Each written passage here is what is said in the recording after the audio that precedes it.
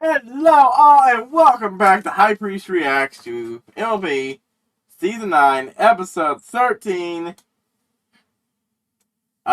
Between Dark and Dawn. Before we get that, I do want to briefly just touch on the last episode, which I did some minor note-taking for in case it turned into a review episode. I'll probably decide, partly because I had already watched half of it last night before going to sleep. Look, if it's not an episode I don't think I'm going to review or anything, I'm going to watch it. Review a reaction. I can watch it when I'm just relaxing. And shit. So, we finally meet Skulu's family. From his lesbian aunts to, which, good on your show. Sure, you're not out and out saying it directly, but they're not calling each other their special some pony, but, I mean, they're both her aunts. They live together, and only one of them is actually related to Scootaloo in any way. Which is, I mean, on one hand, you know, I am absolutely sure, even Steven Universe did their shit before this show did.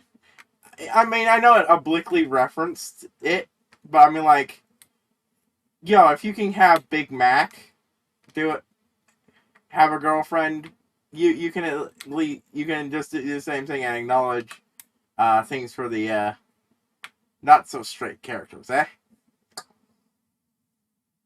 Like Korra was years ago, Adventure Time was years ago, Steven Universe was years ago by this point, I think. I don't know when that one really went heavy into it, but yeah, we passed that point. Hub. Hasbro, that's just. I was like, how? I was like, well, no, that's not Hasbro. We passed that point. Catch up. But still, better late than never. Speaking of which, her family. Better late than never sums it up. Like, I know we only got Applejack and Appaloon's parents last season, but actually, no, we got them season 7. So that's 2 seasons to show, 2 more seasons to show Scootaloo's parents. And at least Appaloon's parents were, you know, implied heavily to be dead for a long time, even without being obliquomatic. We got nothing on Scootaloo's parents. I and a lot of other people assumed she was an orphan. So, yeah.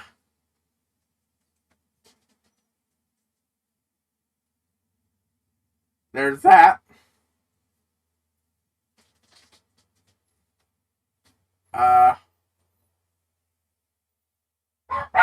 Yeah, we just assumed she was an orphan.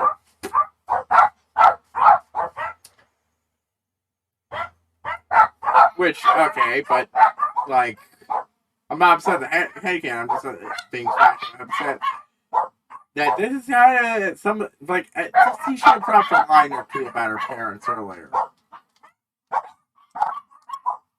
But, anyways, outside of that, I'm thinking this might be another villain development episode, but I'm not 100% sure. But we will find out real quick. Let us start this thing. So when they first showed up, I thought they had their memory wiped or something, or what. But no, they're just having fun actually being heroes. Unfortunately, that's going, as much as I love Moonbutt, as much as I enjoy Moonbutt, hell, and much as I like the idea of Moonbutt and Sunbutt actually getting involved in the action and shit, I'm not happy about them continuing to draw attention to the fact that, I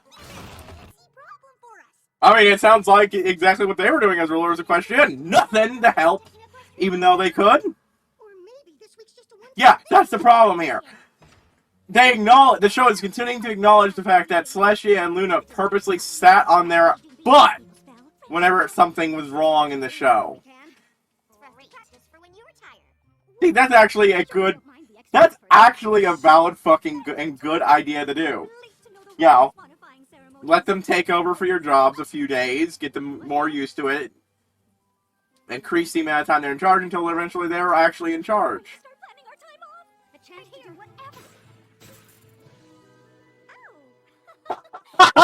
Vacation flower shirts! Yes, they're tacky as fuck, I love them. Thank you, yes. Why? I mean, that's just kind of dumb. Sorry, but they might not be geese, but swans can be assholes too, yeah? Nice! A song between these two. Oh, yeah, that's art style again. I always like that. Oh, it's just that again. It's literally dragging her along. You're, of course, assuming that they weren't already doing that. You idiots. Oh my god, dork. Not exactly the dorky loot that everybody planned for, but I like it. Despite that one issue tainting it, I do really, really like the episode with the princess's parts, at least. This is great. And adorable.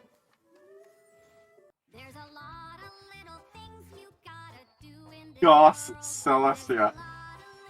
This episode is just an endless font of gifts.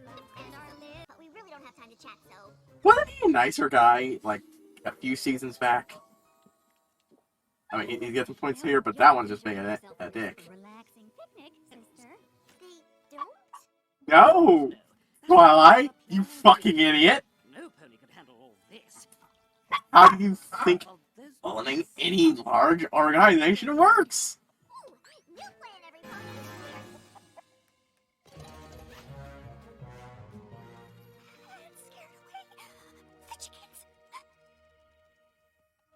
You're fucking...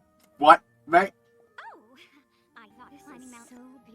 I swear to fucking God, the smartest thing Twilight can do when she gets in charge, assuming, of course, she can do smart things. Lucky Star! You taught me to look for those when I was at Philly. Assuming she can do smart things is, you know, have a specifically appointed therapist for these two to keep them from constantly breaking down. And I wouldn't try. You think maybe Twilight's having trouble with it? Oh my god. Okay. I think I got it. Sunburst says we just need to reset the amulet. So this episode involved a lot of stopping starting for me. Mostly just shit coming up. Right, so Twilight is a fucking moron. Though at least explains how they were planning on passing over the whole moon and sun thing.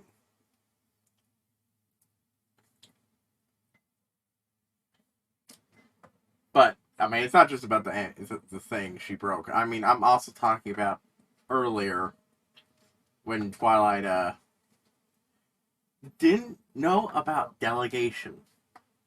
One of the first things we learn about the character is that she understands how to do things as managing shit, and she doesn't fucking understand delegation. This is probably the biggest bit of fucking flanderization. And I'm the one who's complained about the character. But this is literally making her dumber and less qualified than she was before. And none of the others are any better for not calling her out on her bullshit.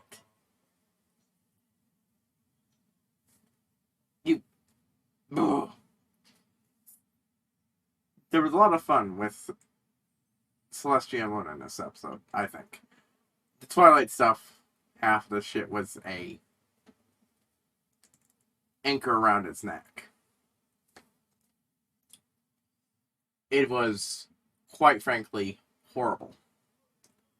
A fucking awful mistake and decision from writing, I feel like. but it's just a continuation of. I mean, fuck's sake. I complained about Twilight learning leadership skills, but that meant learning shit she shouldn't already know that are basic, the most basic of shit.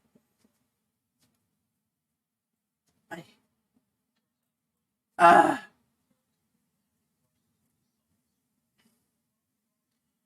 of course, it reemphasizes the fact that they deliberately chose to be completely useless.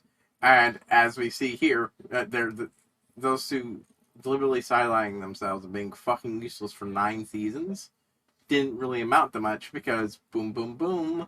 Turns out they didn't teach Twilight anything actually worth knowing as with her newfound position. And they were just going to hand it over on a.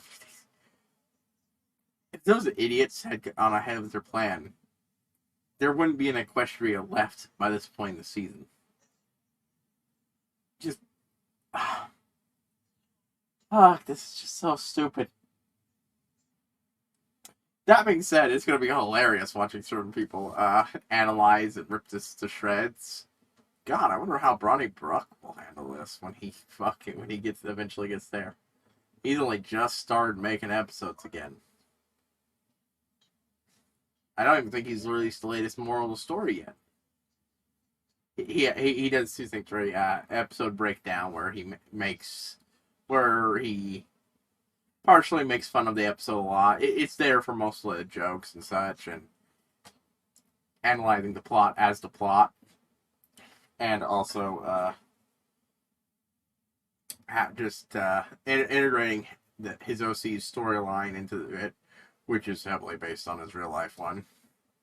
No, really. Whereas moral of the story is, where he examines the moral of the episode, how it works. And it's interesting because, he used to be a school teacher, so that provides an interesting perspective on, passing morals on the kids and all. But, that's it. That's how I will see you